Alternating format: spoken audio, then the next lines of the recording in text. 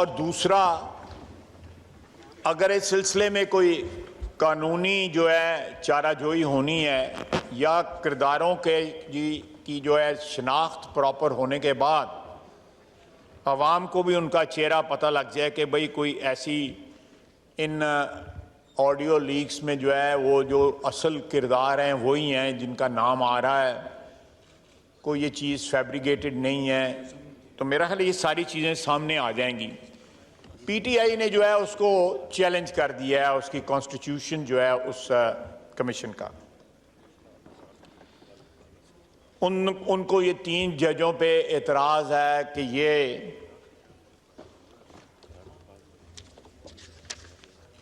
ये जो है ये सुप्रीम कोर्ट के चीफ जस्टिस का ये काम है और किसी का काम नहीं है। हमने एक नेक काम की इब्तिदा की है। हमने उस कमीशन में तीनों जज जो हैं जज ही रखे हैं, कोई यहां पे पार्लियामेंट का कोई रुकन जो है उसका मेंबर नहीं है, या उसमें कोई ऐसा शख्स नहीं रखा जिसके मुतालिक ये कहा जा सके कि भाई ये अदलिया का को जो किरदार जो है या अदलिया का जो तकद्दस जो है, अदलिया का जो वक़ार जो है उससे मुनाफी है। 2 चीफ जस्टिस हैं, एक इस्लामाबाद और एक बलूचिस्तान, और तीसरा उनका जो हेड होंगे उस कमीशन के वो जस्टिस फायज ईसा हैं। उनका किरदार जो है खुसूसन उनकी जो जंग जो उन्होंने लड़ी है, जो उन पे किरदार पे उनके बरादरी ने, उनके जो ब्रदर जजेस हैं जिन्होंने उन पे हमला किया था, मैं समझता हूँ वो जंग जो है उनके किरदार की डेफिनेशन है जो उन्होंने लड़ी है। जिस तरह उन्होंने जंग लड़ी है उससे उनकी अजमत और उनका ओहदा जिस पे वो फायज हैं वो डिफाइन होता है। पीटीआई को तसल्ली तब होती कि ये 3 जजों की जगह जो मौजूदा जो हमने रखे हैं उनकी जगह जस्टिस मुनीब होते, इज्जत माब, जस्टिस एजाज आला आसन होते, इज्जत माब, और जस्टिस मुजाहिर नकवी होते, इज्जत माब, तो फिर उनको तसल्ली होती, फिर कभी दरख्वास्त ना देते, फिर कभी दरख्वास्त ना देते, क्योंकि पिछले 1 साल से सारे जजेस जो हैं, सारे बेंचेस जो हैं वो मोर और लेस जो है इन्हीं जजों पे मुश्तमिल होते हैं। तो मैं ज्यादा तफसील में नहीं जाना चाहता, लेकिन मेरा ख्याल है कुछ मैं कहना चाहता था वो मैंने कह दिया, मुद्दा जो है मैंने अपना बयान कर दिया। मैं आता हूं जिस रेजोल्यूशन की तरफ। सर, मेरे ज़हन में या किसी पाकिस्तानी के ज़हन में कोई एम्बिग्विटी नहीं है, कोई जो है इसके मुतल्लिक शक और शुबा नहीं है कि 9 मई को जो हमला था मुख्तलिफ फौजी तनसीबात पे,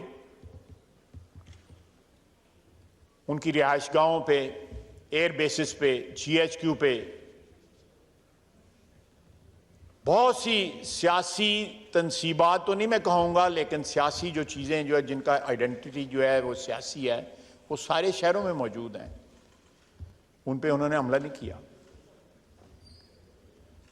और भी हमारे सरकारी दफातर भी उन पे हमला नहीं किया, उन्होंने सिर्फ और सिर्फ जो है फौजी तनसीबात पे हमला किया। सर, ये हमला उनका फौजी तनसीबात पे नहीं था, ये हमला पाकिस्तान पे था।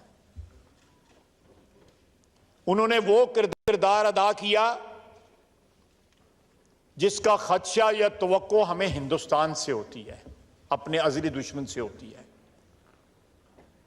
पाकिस्तानियों से कभी ये उम्मीद नहीं की जा सकती थी। जिन लोगों ने इश्तियाल दिलवाया, अब वो हमारे पुराने सिपा सलारों के साथ जो है अपनी रिश्तेदारी गिनवा रही हैं। जिस वक्त अटैक करने के लिए लोगों को इश्तियाल दिलाया जा रहा था, उस वक्त उनको वो रिश्तेदारी याद नहीं थी।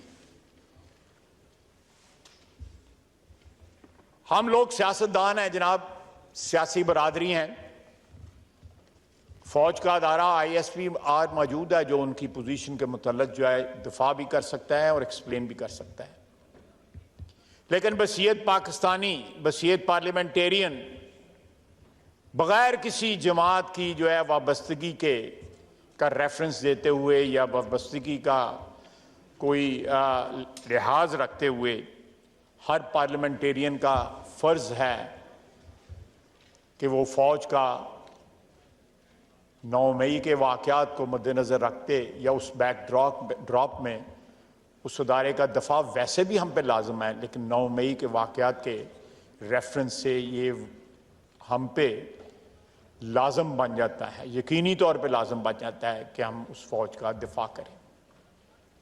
मसलन हमारे एयर बेसिस के ऊपर हिंदुस्तान हमला करता रहा है। यह पहली दफा है कि मियांवाली एयर बेस के ऊपर पाकिस्तानियों ने, जो बज़ाहिर पाकिस्तानी है, उन्होंने हमला किया है। एक साबिक वजीर आजम के नाम लेवाओं ने हमला किया है। उसने इसका इश्तियाल दिलाया कि आप लोग जो है सिंगुलरली उन्होंने जो है आइडेंटिफाई किया फौजी तंसीबात को। यहां में पिंडी में वो जो शख्स कहता था कि मैं, ये राना सनाउल्लाह साहब बैठे हैं, जो कहता था कि मैं अल्लाह को जान देनी है, वो लोगों को इश्तियाल दिलाता रहा कि GHQ पे हमला करो। जान नहीं दी उसने। ये बेगुनाह राना सनाउल्लाह यहां बैठा हुआ है, बेगुनाही का एक पूरा सबूत है, लेकिन उसको गैरत नहीं आई। लेकिन जनाबे वाला, क्यों सोचने का मुकाम है, 22 करोड़ आवाम का ये सोचने का मुकाम है कि क्यों जो है वो कोर कमांडर के घर को चुना गया लाहौर में, शोहदा की यादगारें चुनी गई। जनाबे वाला, जो कौमें मोहसिनों को याद नहीं रखती, उनकी तकरीम नहीं करती, उनकी कुर्बानियों का एहतराम नहीं करती, तारीख उन कौमों को माफ नहीं करती। खुदा न खास्ता मैं लफ्ज़ नहीं इस्तेमाल करना चाहता, वो कौमें मिट जाती हैं जो अपने मोहसिनों की कुर्बानियां याद नहीं रखती। निशाने हैदर जो है हमारे, जिन्होंने अल्टीमेट कुर्बानी दी नहायत बहादुरी के साथ, उन्होंने उनकी कुर्बानी याद ना की जिस वक्त ललकार रहे थे कि कोर कमांडर हाउस चलो। किसी ने वो कुर्बानी याद ना की। उसका मुजस्मा मिस्मार करते हुए कर्नल शेर खान का, जब उसका मुजस्मा मिस्मार किया जा रहा था, उसकी तौहीन की जा रही थी। किसी को उस वक्त याद ना आया कि ये चागी पहाड़ की जो है यादगार जो है, ये हमारी दफा का सिंबल है, निशान है, हमारे एटमी ताकत होने की शनाख्त है। उन्होंने उसको भी जला के रख दिया। एक वाहिद डिटरेंट है जिसकी वजह से इस खित्ते में अभी तक जंग नहीं हुई, जिसके लिए 3 दहाइयां जो है जुल्फकार अली भुट्टो से लेके नवाज शरीफ तक जो है वो खालिक रहे इस प्रोग्राम के, और इन लोगों ने उस प्रोग्राम की भी तौहीन की। उसके सिंबल को जो है आग लगा दी। ये लोग पाकिस्तानी हैं, इनके चेहरे तो शनाख्त करें। ये कौन लोग हैं, ये कहां से आए, किसने उनको इश्तियाल दिलाया। वो आज कहता है कि मुझे तो पता नहीं बार क्या हो रहा था, मुझे तो पता ही नहीं बात। यार एक मेहरबानी करते, हाथ जोड़ना तेरे के। वो कहता है मैं कैद में था, मुझे पता ही नहीं कि बाहर क्या हो रहा था। उसको वो जाली आजम स्वाति का टेलीफोन तो उसको करना याद था, वो तो उसको याद था।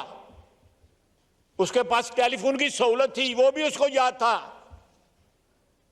लेकिन बार लोग जो उसकी इंस्ट्रक्शंस पे तबाही और बर्बादी कर रहे थे, हमारी कौमी शनाख्त को मस्क कर रहे थे,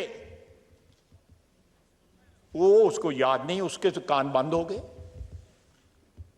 जो रात उसने आखिरी बसर की उसमें कैद के अंदर, जिसके अंदर लोरियां देने की इंस्ट्रक्शन जो है चीफ जस्टिस साहब ने दी थी कि गपशप लगाएं और उसके बाद सो जाएं, वो सारी रात टेलीफोन के ऊपर इंस्ट्रक्शंस देता रहा, अदालत में बैठ के टेलीफोन इस्तेमाल करता रहा, और आज कहता है कि मुझे पता ही नहीं बाहर क्या हो रहा था। 8-9 दिन उसने इंतजार किया मजम्मत करने के लिए और अभी भी क्वालिफाइड मजम्मत की। और जनाब ये जहां जो साथ वाली बिल्डिंग में साहब रहते हैं, उन्होंने भी 7-8 दिन के बाद मजम्मत की और अपनी ला ताल्लुकी का इजहार किया। मैं उनको याद दिलाना चाहता हूं, ये सामने वाली बिल्डिंग जो है टेलीविजन वाली, इसके ऊपर उन्होंने अटैक किया था और उसका क्रेडिट लिया था इमरान खान से। फोन कॉल, वो भी एक ऑडियो जो है उसको भी कमीशन के आगे पेश कर दें ताकि पता लग जाए, शिनाख्त हो जाए ये कौन बंदा बोल रहा है जो क्रेडिट ले रहा है। पार्लियामेंट का, ये पार्लियामेंट जिसमें हम इस वक्त खड़े हैं, इस बिल्डिंग का भी अपना एहतराम और तकद्दुस है, इसके ऊपर भी अटैक में वो शामिल थे। प्राइम मिनिस्टर हाउस के गेट में भी शामिल थे, ये साथ वाली बिल्डिंग में जो रहायश पजीर है शख्स।